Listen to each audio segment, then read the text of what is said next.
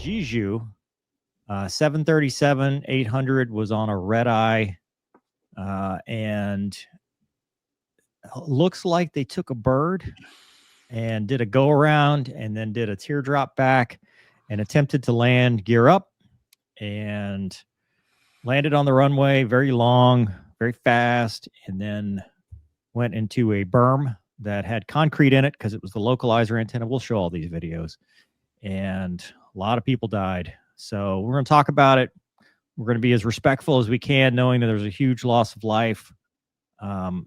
We'll talk about some things that investigators may look at or may think about, or stuff that we think about as airline pilots. But obviously, we're not here to be wildly speculating or trying to come up with the answer, because we don't know. And that's what I believe the NTSB has even come out and said they're going to go over there and help them with the investigation. So there's a lot going on. But first, the first video I wanted to show kind of kicks off the chain of events. So this is early in the morning. It was a red eye. They took off around 2 a.m. And this is a video from some South Korean news agency that has evidence, and I guess they were just randomly filming of them taking the bird there. So you can see that bird or something. That would be the number 2 engine, the right engine. It looks like it's already cleaned up. So from the timeline that I've seen so far, Tower gave them some level of bird warning, whether it's bird moderate or heavy bird activity or something. And then not too long after that, they come back with a mayday. This appears to me that they're already doing the go around because they're clean. Because it looks like they're climbing up based on the angle. Looks like the flaps are down. So which you do, go around toga flaps. I don't remember what it is in the 737 515. I don't know. Yeah. It's been a while. I'm thinking 7-8 numbers now, but I did fly the 787. So that's kind of some of the stuff I'm talking about. And then so they were headed to one runway, and then they do this go around, and then they teardrop back and attempt to land same runway, opposite direction. And that will be, we've got 2 angles of that, and it's pretty bad. Again, we're thinking about the loss of life. So this is one angle, shows them approaching. This is not the widely shared angle here. Might be the first time you've seen this, Gonky. There's no sound. Yeah, so the head-on. It's the head-on shot, from the left side. Looks like the aircraft is yawing a little bit, but you can see there the gear is up, the flaps are up, the leading edge flaps appear to be up. The right engine's running. The right engine is running. That's the one that took the bird, right? That is the one, and it's yawing to the left, which kind of yeah. And then that's the end of that one. And then here's the video that probably everybody's seen and heard. Let's share. All right, you guys. This is wild. Yeah, side view. You guys seeing this one? Okay. Yep. We'll start from the beginning. So that's it landing. This is the one everybody has pretty much seen and broken down. I'm going to stop it there, dude. We don't need to see that. Okay, so that's it. Huge loss of life. I want to point out a couple things, just, based on what I've seen. A lot of people have said the right thrust reverser is out. And people have also said, can you see that right there? Mm-hmm. People have said whether that's true or false. I don't know. In the 737, yes, it's true. Gear down. However, it's radar altimeter less than 10 feet. So they will come out with the gear up. That, to me, it looks like that's deployed, because the other side's not. Because I would think, okay, it's scraping because it's pulling the nacelles back, the cowling back. But to me, it would be doing both. So it does look like the right side is deployed on this. And that's why, because you can hear a whole bunch of engine noise. I mean, you're hearing engine noise. So to me, having flown that, I've got questions. But my biggest question is, why were they gear up? The 737 is old school in that it takes it would take a lot for the gear not to be able to come down, because to your left side there's a panel that you can pull. So if you lose, you'd have to lose system A, like complete failure of system A, which is your landing gear, and then you would pop this panel and it's up locks. So you release the up locks, gravity and air loads will assist the landing gear to fall in that position. It takes a while, but it happens. On system B, you've got your flaps. And so the two are not on the same system. So in order for you not to have flaps, like you said, okay, you know, the up locks, it got stuck for whatever reason, system B would drive that. And even if that fails, you've got the electrical system. So you've got a alt flap switch that you just run down and you hold it and it takes forever. And then for the leading edge flaps, there's like a little reservoir that'll just get the leading edge flaps out. You can't retract them once they're out, but that'll do it. So in a situation like this, landing gear up, I would have expected at least the flaps to be down, because as we know, Gonky, having flown the T-38, you know, doing no flap approaches, because that's about the last time we really practice it, you add 15 to 20 knots just to your basic approach speed. And so if I'm in a situation where I need to get on the ground, that happens. Now, other questions I think are going to be, what was the sense of urgency? Why were they having to get back as quickly as they had? Because if you look at the time, you're only talking about 6 minutes. From the time that go around happened to the time, I believe it was like 8:57 to 9:03 or something like that. I mean, it's not a long time. From the time that they declared Mayday to the time they land is a very short time. As you guys know, as airline pilots, it takes forever to run through all the checklists that you have to have, even if it's a no kidding, we're on the mask. Remember, we covered the Southwest Airlines out of New Orleans where they had smoke in the cockpit. And I want to talk about that incident too. Even with smoke in the cockpit, you're still running checklists. You're still going through stuff. There are very few scenarios in a modern 121 operation where you need to get on the ground in 6 minutes. And so that is a question I have, whether, you know, both engines had sufficient power, whether it's because they took birds on both engines, or they shut down the wrong engine, or they had smoke, fire, or fumes in the cockpit. But even with smoke and fumes in the cockpit, you're still got a QRH, QRC, quick reference card or quick reference checklist that you are running immediately, and it takes time to do that. There are very few times short of dual engine failure that I would see making the impossible turn to get back on the runway. And if that's the case, then they were just working with what they had. Although I've done it in the sim, it just depends on altitude. It depends on the energy when you start it, and you still try to get the gear down, because the gear will come down, usually with the windmilling hydraulics, or, you know, you still have, if you got the APU running, you can get the electrical system, or even pulling the up locks.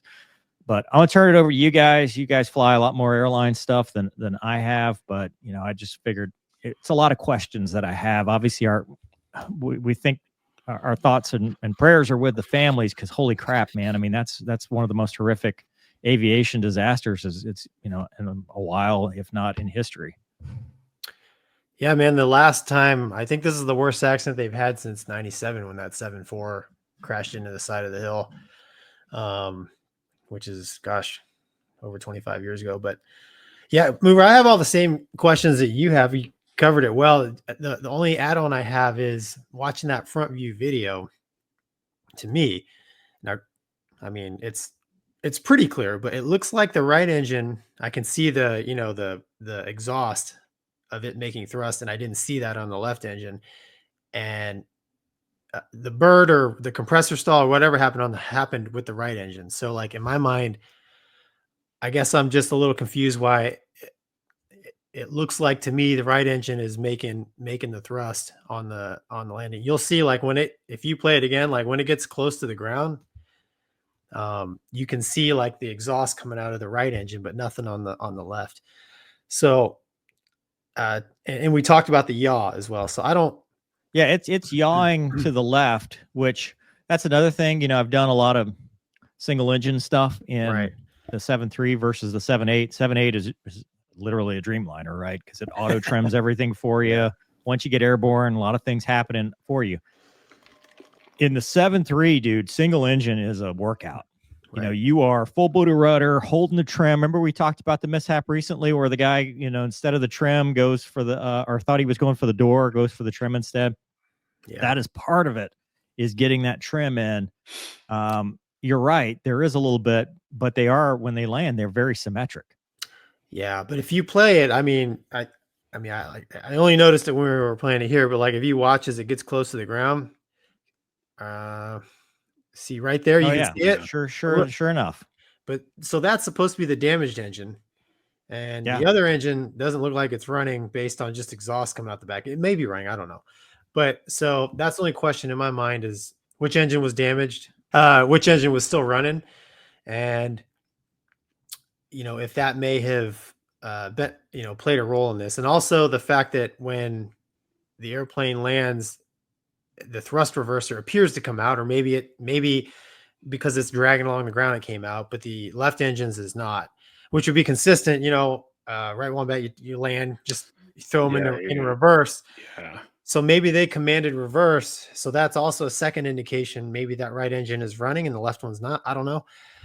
And then you touched on it as well, but I'll say it again. Something scared those pilots into making the decision. We're going to turn around, probably land with a tailwind, right? Because I mean, dude, they're slick, no gear. Well, so it's not a tailwind. The winds were calm. Okay. All right. So if anything, it was a tailwind the first go around, and it may have been a headwind when they turned around. So, okay. All right. But yeah, I mean, something drove those guys to a sense of urgency for them to be like, you know what, we need to get this thing on the ground now, which, you know, looking at this, if the right engine's damage is still running, maybe it is pumping smoke into the cockpit, which, you know, I know you and I. Yeah, go ahead. I want to get WOMBAT to weigh in, but then I've got something to talk about the smoke in the cockpit thing. That's it. Go ahead, WOMBAT. What's your thoughts, man? Well, and I'm not a 7.3 expert, so mover. Again, I'm Airbus baby for the last decade, but regardless of how, if you remember, an engine craps itself, whether it's, you know, compressor stall or bird strike or whatever on a 7.3, is there any auto start functionality of that aircraft? Like if you do nothing, will it try to relight itself? Or is it all not on the NGs?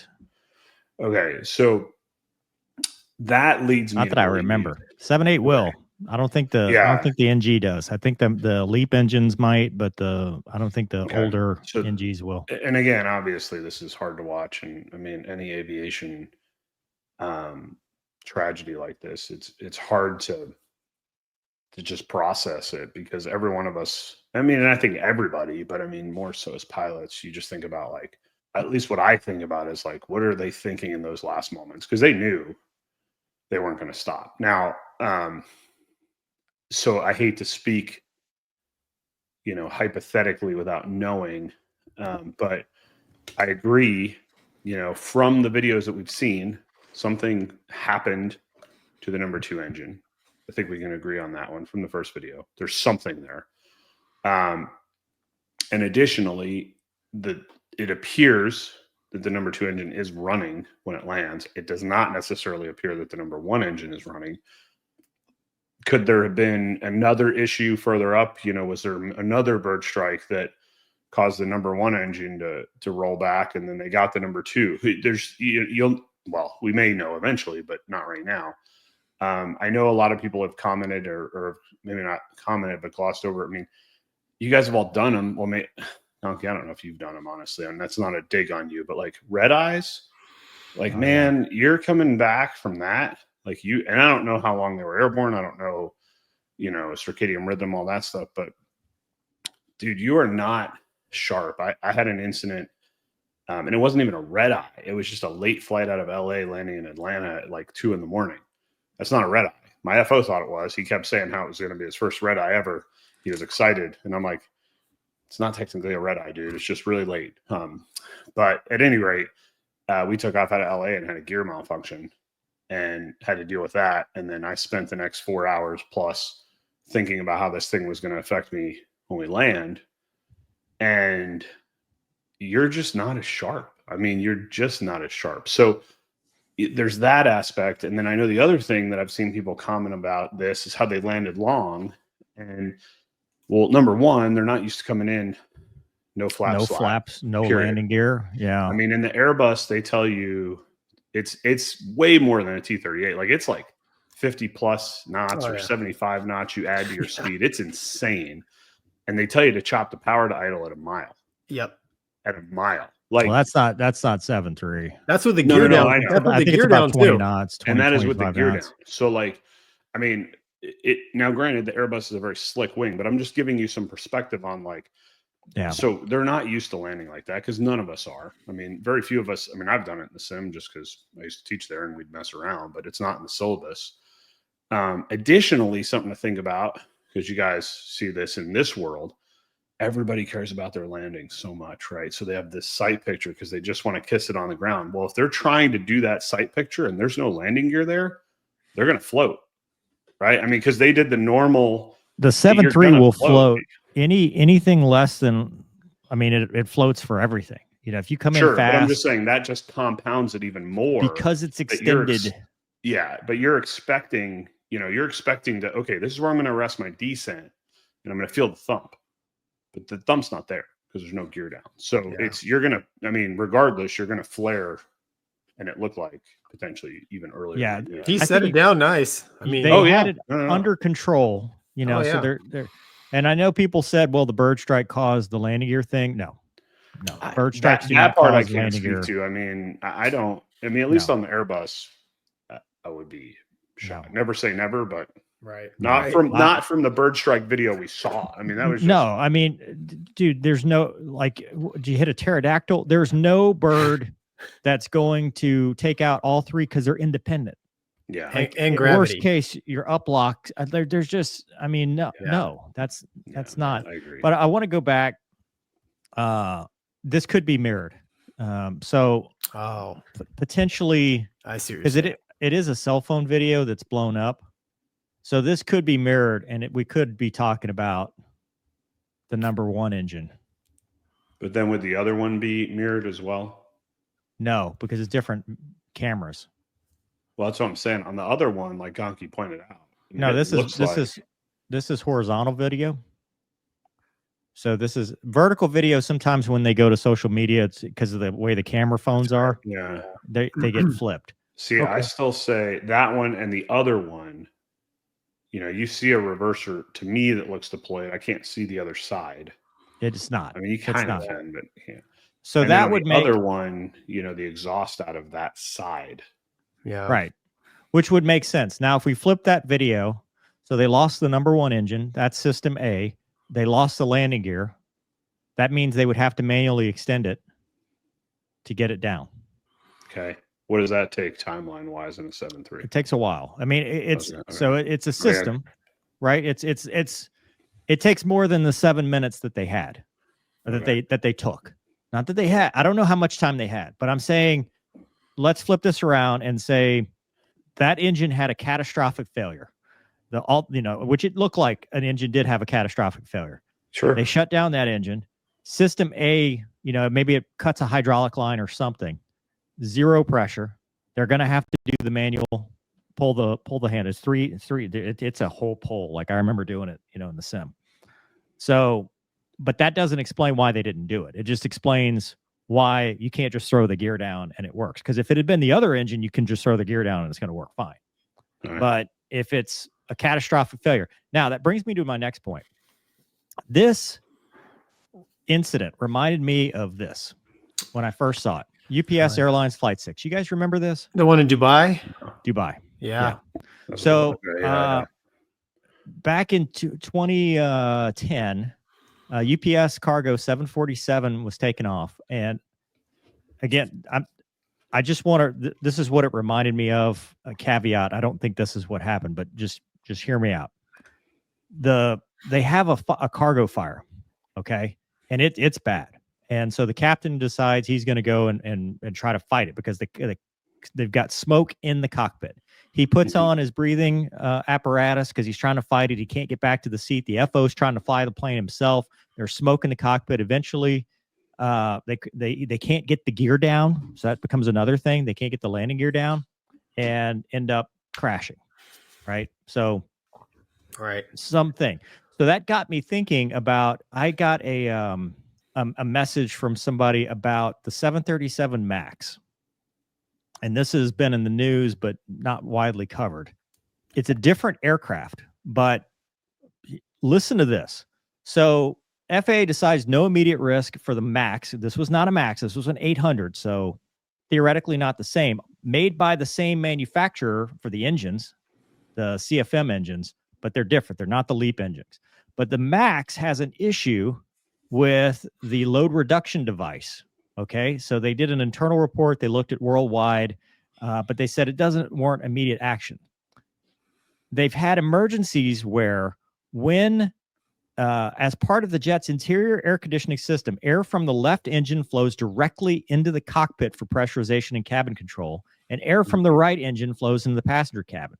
On March 23rd, or March of 2023, a Southwest 737 MAX from Havana, smoke poured into the passenger cabin after a 3 to 4 pound turkey vulture struck the right engine. They had a video of this. And then in December, which we covered, a 737 MAX out of New Orleans, a bald eagle struck the left engine on takeoff and smoke and fumes filled the cockpit. They said it was a 5-pound eagle. CFM said that the bird was much larger, between 10 and 14. So they're not the same engines. However, the design may be similar, and you could have a situation where smoke is in that cockpit and they're trying to get on the ground because they think something much worse is happening because they can't see. Dude, smoke in the cockpit is a big deal. Oh yeah, it's huge. It's huge. Yeah. And it sounds like it might even be a bigger deal in a, we'll just say 7.3, because everything I hear about this plane from a flying standpoint, I haven't done it. I mean, I've been in the sim, but that doesn't really count.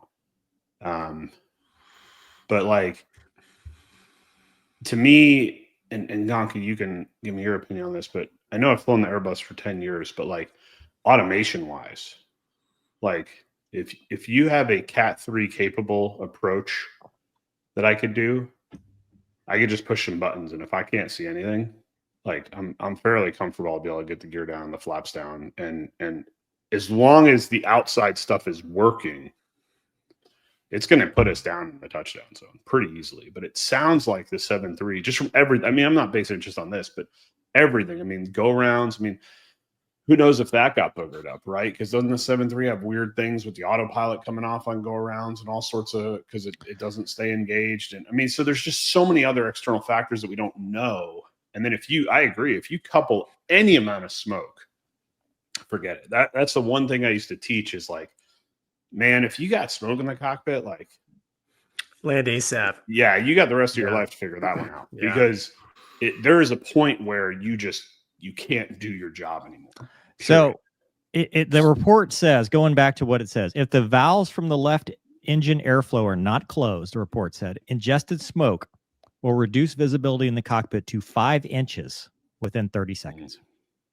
The report added that after just 39 seconds, concentrations of noxious fumes, acrolein and formaldehyde, maybe butchering that, in the confines of the cockpit may exceed acute exposure threshold described as potential lethality. But that's for the Max, right? That's for the load reduction device on the CFM engines, on the LEAP engines. Oh, okay. They are CFM engines, but they're not LEAP. I got so you. I don't know. Don't know the difference. No one knew about this, by the way, until recently. Right. These confirmed the LRD is the source of the oil leak in 2 emergencies. Oil flowed into the hot engine core, burning to produce the noxious fumes and smoke. That makes sense. So this is from CFM. It's not a LEAP engine because it's not a Max, but how close are they?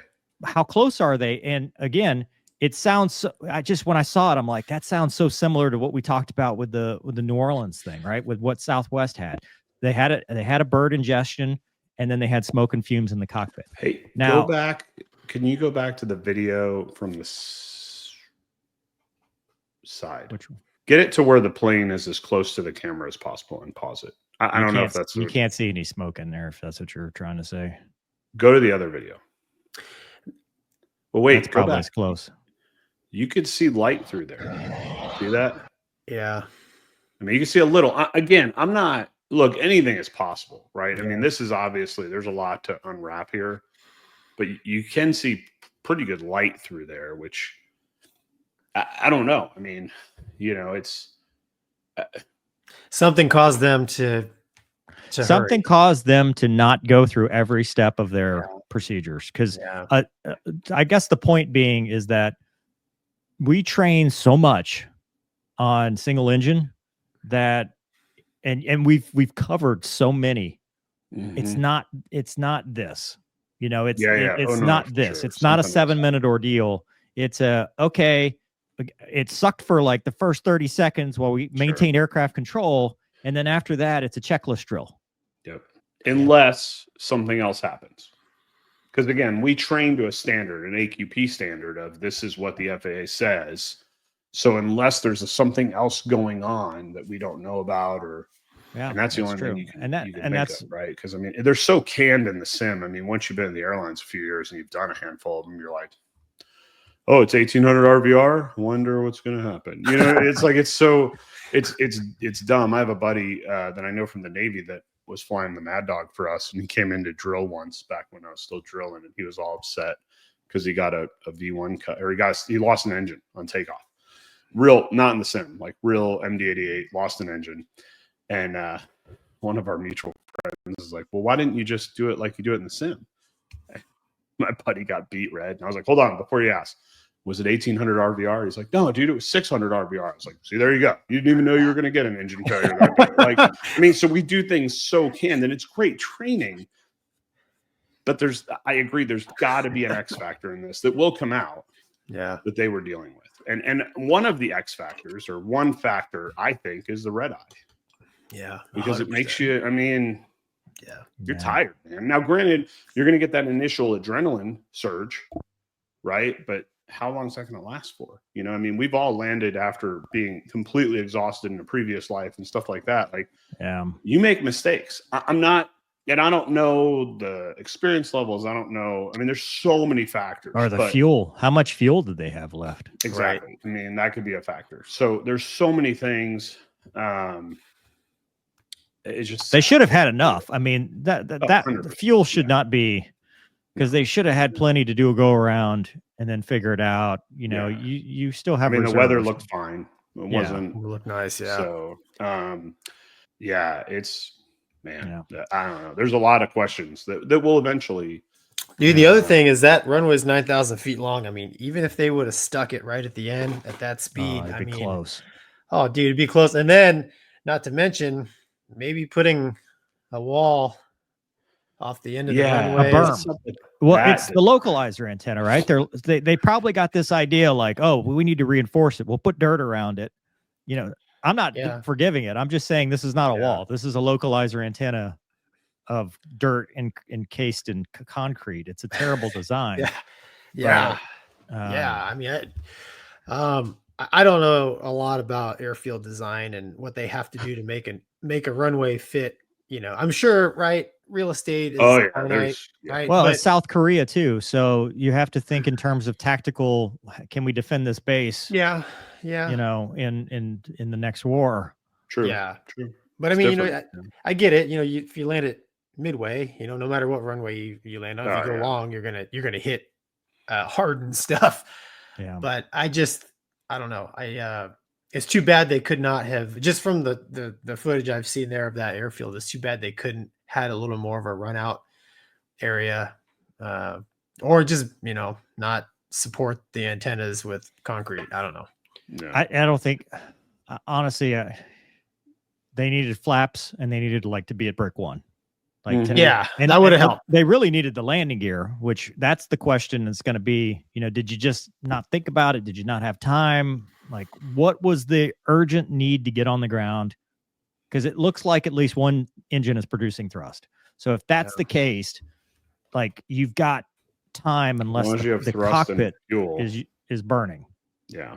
Which didn't look, again, that was just something I saw, but you don't know. Yeah. I mean, you don't know. Yeah. We don't know what, if it gone out, I don't, who knows? I don't know. Holly Movie Star says, do pilot masks have face shields in case of smoke? Yes. Yes, Yep. you wear the mask. It's the inflatable thing, and when you let go, it grabs your Quick head. And Super comfortable. Super Quick comfortable. dance. it's miserable. It's Oh miserable. my It's- gosh. Yeah. Well, so here was the other thing too, that they brought that up. The ADS-B stopped at 900 feet, so they stopped squawking, and Mm. people said, "Well, is that electrical?" Well, typically, if you're running the checklist, you go to squawk emergency. You know, you change your transponder. They could have gone off. You know, if you're going to standby or whatever. I mean, they could have, inadvertently turned it Sure. off while they were doing other stuff. I don't know that means a full electrical failure. It's possible, but I don't know that you can put those two together other Yeah. than they just lost ADS-B. Douglas Rose says, we joke about airline pilots being button pushers, but when stuff happens, a well-trained, competent pilot who can aviate in crisis is the difference between life and death. Absolutely. I mean, we're paid for our training. You're Yeah, paid for online. your Sully day. That's what I tell people. Yeah. It's the truth. You just hope you never have to do it. I mean, Yep. it sucks. I hope I never have to do it. Code Monkey says, why was the concrete structure so close to the runway? Is this normal? Seems unforgiving. Maybe a bad design. Yeah, it's a bad design. Yeah. That's a I don't know if it's normal. I mean, I don't remember seeing a whole lot of stuff like that after. no. Well, you See see the localizer antennas, but you don't see Yeah. them in a concrete berm. I mean, there's some airfields that are trickier than others. Obviously, going to Right. like LaGuardia or something, you can end up in the bay. Key West is a fun one because of the berm at the end of the runway there, which is very high.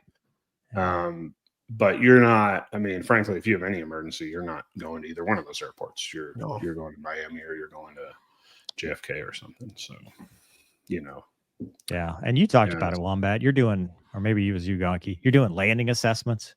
I mean, Oh, yeah, anytime performance data. you're doing any kind of emergency, even if you already landed on that, because you have to know what systems you lost and what my run out distance is. Because, dude, I would pull out the land app. Can I land in 9,000 feet? I promise you cannot. Yeah. 7.3 clean. Yeah. And I've Can never flown a 7.3. Can I land at 9,000 feet with one reverser? And because we have this app, it's called the land app, and you plug in your condition and it spits out, max manual braking or brakes 3 or whatever braking you're going to do. And it says, here's your approach speed. Here's your, at your gross weight, here's how many feet, or it's going to take, or meters if they're doing that. Is this how long it's going to take for you to stop this thing? And if it exceeds your runway available, which you put this in the assets, I think this is important. Temporary aerodrome chart due to displaced threshold. So that 19 and 01. So they flipped the runway on themselves and they had a displaced threshold. So they were doing some kind of construction or something. I don't know what was driving that, but you would look at that app and go, we ain't coming back here. We're going somewhere else.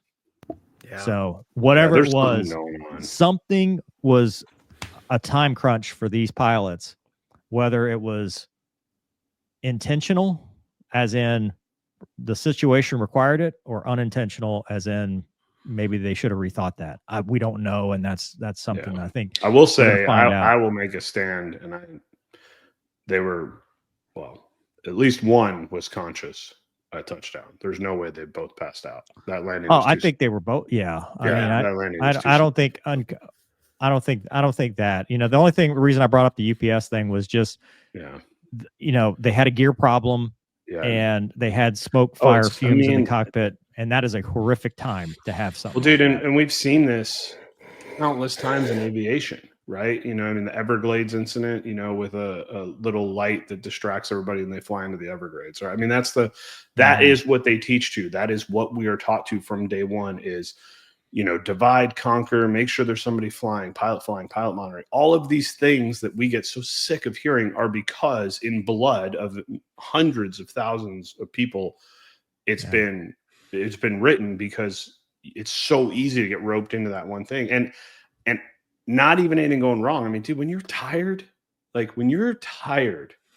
you're just trying to land, Yeah. What was there? I mean, what I'll was tell there you two- this for 24 hours. What did the last 24 hours look like? exactly. And I'll, one of the things I talked to the FOs about, because I never had an appreciation for this until I upgraded. And I know I'm going to sound like, oh, that captain, but hear me out. Like, one of the most difficult things for me to concentrate on when I'm really tired after a flight is taxiing into the gate. There is so much stuff going on.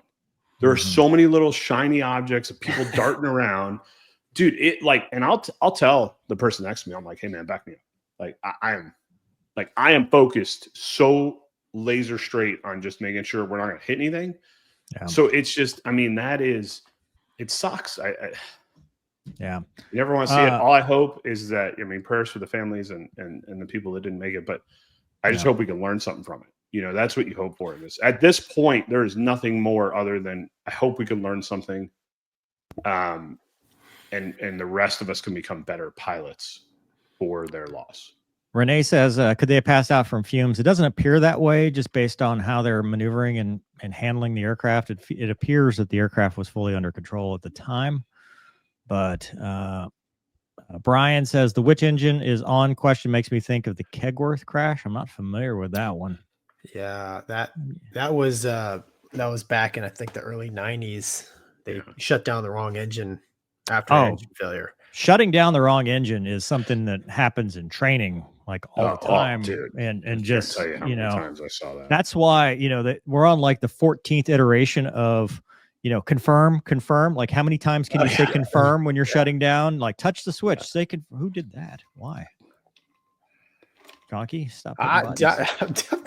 Doug is just messing with us over there now. Probably. No, I just discovered a hotkey by accident. Oh, at least you didn't yell at Wombat. I agree, though. We do beat that up, but again, I don't know what kind of training they have. Yeah, and Gonky, you mentioned that about it's a different. You've flown with people that have come from that area, and it's different. Yeah. They you never know. There may be a training issue, or I mean, that's one of the things that I just hope we can learn. And yeah, we will. I think this will be a hot button that we will learn from. There's just too much life that it has to be. Dan says, rough week in aviation. Glad we have the full cast to discuss it. Yes, thanks, Juan. Any airliners have smoke evac systems for cockpits? Yeah. Oh, yeah. But again, it takes time to run through all those checklists. They didn't. Yeah, 6 minutes is. No. 6 minutes is not enough time to do much. That's like a fighter timeline for changing runways. I mean, that's like a SFO, like a Zoom Stores jet. I'm turning back, a possible turn. I'm going to try to land. Remember the T-45 that sucked the bird? It was a Surgrad. You know him, Gonky, but I think it was a Meridian jet. He took off and he ate a bird and he flipped it around and landed. I mean, and it took everything. And he was a fantastic, highly gifted aviator. And it took everything for him to flip that thing around and get on the runway. Yeah. And that's about the simplest jet. I mean, for being honest, like it's not complex. Not like a 7.3. It just it's intentionally like that because we want to make sure we're not shutting down the wrong 100%. engine and stuff. 100%. We have the checklist. We have to go through it. Like when you go to a sim for your requal or 9 month, 18 month, year, whatever, you're going to run checklists. Like it is just a checklist drill. That's almost what you do exclusively. Yeah. Well, yeah, because you're like, autopilot's on. Let's go through the checklist. You have the aircraft. Well, because you're not doing it, hopefully, on the line. I mean, you're not running a lot. Well, and another thing we didn't talk about it, but I mean, transport. If you're comparing, fighters to airliners or transport airplanes, in fighters we just punch out, right? But airliners, since they don't have that, I mean, they're built and designed with like multiple redundant systems. So like flaps, right? I mean, the left engine, the right engine, there's probably an electric pump. I mean, there's all kinds of backup systems to get the gear down, the flaps down, to get you into some sort of, landable condition because, you don't have an ejection seat, right? So, I mean, those airplanes, that's why it's just so eye-opening. And it's, I brought up the stuff about the LEAP engines and all that stuff, but overall, commercial air travel and air travel in general remains the safest form of transportation. 100%. And just because they cluster does not mean we have some kind of epidemic. No. There's stuff we're going to learn from. We're going to learn systems. We're going to learn all this stuff, but still when you put Meemaw on your, Southwest flight to Orlando, she is in good hands. She is going to be safe.